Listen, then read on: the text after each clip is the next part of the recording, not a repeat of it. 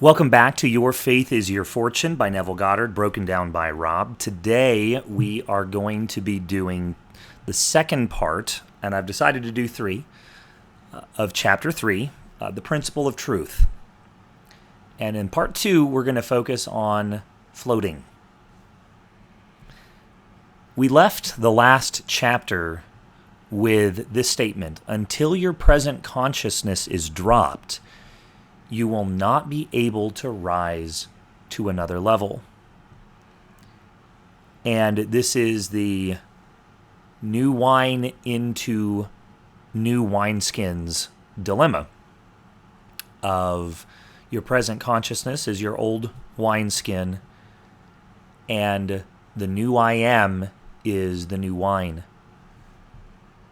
And it actually reminded me of a verse from 1 Corinthians 15 that says, "Flesh and blood cannot inherit the kingdom of God, nor does the perishable inherit the imperishable." With that verse out of the way, I'll actually do more on this verse in the next video, but that's a good way to start it out here. And here's what Neville has to say. "But do not be dismayed. This letting go of your present identity is not as difficult as it might appear to be." Because I know I was like, how in the world do you do this? And I'm glad Neville's aware that this is a troubling idea initially, because how do I do this? And he's saying, look, it's actually not that hard. Even though to me, it's like, how does a leopard not feel that it's spotted? How does a cashier not feel like a cashier? How do you raise your consciousness to a new level? How do you change your identity from one I am statement to another? Let's find out. The invitation of the scriptures to be absent from the body and be present with the Lord is not given to a select few. It is a sweeping call to all mankind. The body, from which you are invited to escape, is your present conception of yourself with all of its limitations, while the Lord, with whom you are to be present, is your awareness of being.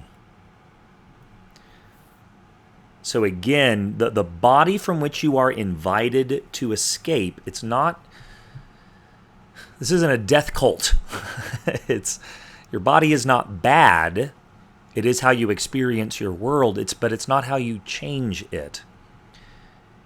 You escape the body by changing your present, by moving your awareness away from your present conceptions of yourself with all of its limitations, and you bring your awareness to simply just your awareness of being. That's where you have to bring your awareness to, just simply the awareness of being. So he's going to talk about he uses a term here. Floating is a psychological state which completely denies the physical. Through practice in relaxation and willfully refusing to react to sensory impressions, it is possible to develop a state of consciousness of pure receptivity. Floating. Again, it's practice in relaxation and willfully refusing to react to sensory impressions. So this is a practice. Anybody can do it. And in that state, we are purely ready to receive any input. We will believe anything in this state. So if I'm trying to change my belief, and I keep trying, I use affirmations, I try all this stuff, it's probably because my brain is still locked. I'm in a state, a physical state, a mental state where, it doesn't matter how much I throw at it, it won't work. I know that EMDR therapy kind of works on this principle of loosening the boundaries of the brain so that you can make new associations. So getting into that state is what's really important. Neville says that this is actually a surprisingly easy accomplishment. In this state of complete detachment, a definite singleness of purposeful thought can be indelibly engraved upon your unmodified consciousness. This state of consciousness is necessary for true meditation. So again, to get to floating, the state of consciousness is floating. So I guess that means the practice that I'm going to develop now is, how do I get to a state of floating? Neville goes on, this wonderful experience of rising and floating is the signal that you are absent from the body or problem and are now present with the Lord. In this expanded state, you are not conscious of being anything but I am. I am. You are only conscious of being. When this expansion of consciousness is attained within this formless deep of yourself, give form to the new conception by claiming and feeling yourself to be that which you, before you entered into this state, desired to be. You will find that within this formless deep of yourself, all things appear to be divinely possible. Anything that you sincerely feel yourself to be while in this expanded state becomes in time your natural expression. And there, my friends, is the key phrase for this video. So let's unpack it using the illustration from the last video. You will find that within this formless deep of yourself, all things appear to be divinely possible. So if in this thing, this action of floating, it's a thing I do in time and space. I get myself into a mental state of floating. I'm now in the realm of the formless deep of myself, where all things appear and actually feel to be divinely possible. There's no more resistance. And anything like this, whatever comes after, anything that I sincerely would feel myself to be while in this expanded state becomes in time my natural expression. We'll get into this later, but in 1 Corinthians 15, death, this, is swallowed up in victory. This overwrites this. It replaces it. It's glorious. It's wonderful. That just by entering into this state, I can overwrite these significant mental problems that I have and beliefs about myself. Neville goes on, and God said, let there be a firmament in the midst of the waters. Yes, let there be a firmness or conviction in the midst of this expanded consciousness by knowing and feeling I am that, the thing desired.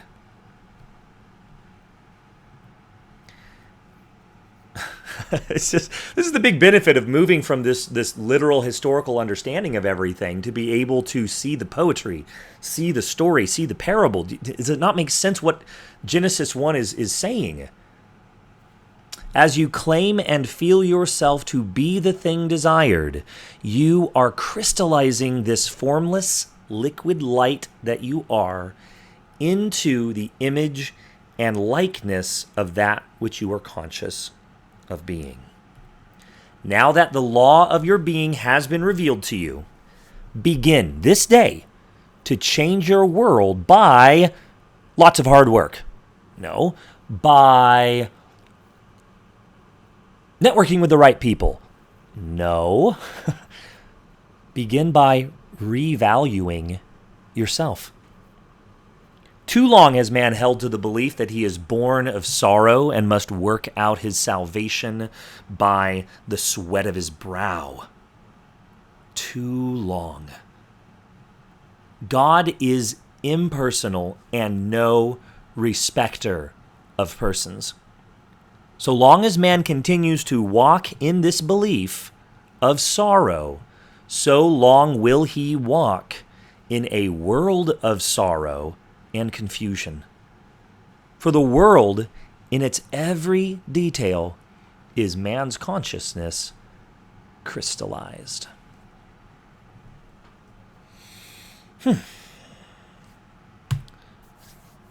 So a takeaway from this chapter and a closing story. Floating. What is it? What is Neville describing as this experience of floating? It is a relaxation practice, or maybe I should say it is a state of being achieved through a relaxation practice. It is a state of being when the mind is pliable and anything feels possible. That's the real key. It has to feel possible. I think if I'm trying to do this and it doesn't feel possible, I must not have gotten to that floating state yet, and I need to work on floating. What does it require? It requires leaving everything that seems urgent in this world and letting yourself embody your desire. This is a hard one. I wake up in the day and I think I've got to do all this stuff. I got to get all these things done. But what I really need to do is get in touch with what do I really want, get to that floating state, and envision it happening. Identify with the victory. So here are some steps that I'm going to take personally to practice this. And some of this is rooted in Neville's Your Faith... not Your Faith is... That's this book. Feeling is the Secret. I'm going to link to it in the description. Josiah Brandt's reading of it, fantastic. You can listen to the entire thing in an hour. And there are two ways that Neville mentions how to do this. And I'm rooting this in what he says there. So this isn't necessarily original to me. But while conscious, write down what I wish to embody. Ask myself if it resonates by reading it multiple times. Refine it if necessary. Then eliminate all distractions and use a relaxation method and watch for that feeling of floating. Then enact the scene repeatedly from a first-person perspective. It seems to be all the people who are good at this talk about the first-person perspective being essential to feeling that it's really happening and it feels real to you. That is what I'm going to try. The part that I am a little bit confused on is I don't want to get... I know my mind can get involved so much that it blocks the feeling of float. I could be looking so hard for the feeling of floating, I never get there. So I guess this is going to be a practice like learning the piano or learning to draw or learning a business skill or learning a sport or, to cook. Any of these things, it's just going to take some time to just, relax and enter into that state. What came to mind, though, as a conclusion here is a story that has now taken on new meaning for me. And I wanted to share it with you, and I hope it encourages you as you hear it. As Jesus and the disciples continued on their journey, they came to a village where a woman welcomed Jesus into her home. Her name was Martha, and she had a sister named Mary. As best I can tell, the name Mary means beloved, and the name Martha means mistress or house, not a side chick mistress, the master of a house that's feminine, female, the mistress. So Martha's the mistress, and Mary represents the feeling of being beloved, and Martha represents the feeling of being in control and ordering things around and order and all of that. Mary, the beloved, sat down attentively before the Master, absorbing every revelation he shared. So notice Mary sat down attentively, absorbing every revelation he shared. She was attentive. She tuned everything else out. But Martha became exasperated by finishing the numerous household chores in preparation for her guests. So she interrupted Jesus and said, "Lord, don't you think it's unfair that my sister left me to do all the work by myself? You should tell her to get up and help me." The Lord answered her, "Martha, my beloved Martha, why are you upset and troubled, pulled away by all these many distractions? Are they really that important? Mary has discovered the one thing most important by choosing to sit at my feet. She is undistracted, and I won't take this privilege from her." Again, Mary has discovered the one thing most important by choosing to sit at my feet. As people have used this story in my circles, when you take it as a historical story, like as this is how it ought to be, you know what? When you have house guests, what you should do is your daily devotionals and not, do the chores. And all the people who work really hard get all, angry and mad and, oh no, what you need to do is just turn on worship songs and sit and not do anything. What I'm finding, and I actually practiced this yesterday, was there was an outcome that I was really struggling and kept trying to beat myself into doing it. And I finally stopped, and it was because I was reading this. I just stopped. And I was like, what do I really want? And I got in touch with it and focused on the outcome, made it as real as I could in my mind. Took me, 2 minutes, maybe 3 minutes. Just relaxed, played it in my mind as much as I could to where it felt real. And then when I came back, it was like, all right, let's go. Let's start going. And I felt empowered by that vision. And so I could have just hopped in and started doing the tasks. And amazingly enough, it was actually cleaning my whole house. I could have just hopped on and just started doing it. And just, come on, man, just push through, come on.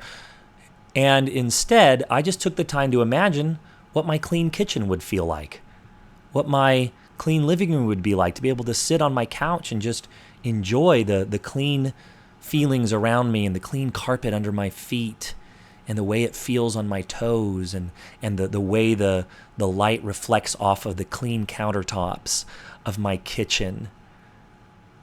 And because I took a couple of minutes, it's like the rest started to fall into place rapidly, when before it was just like I was just spinning in circles. I would go from one thing trying to clean this and go to another thing and feeling like I wasn't making progress anywhere. And as silly and maybe as mundane as cleaning my house is, for me yesterday, it was beautiful.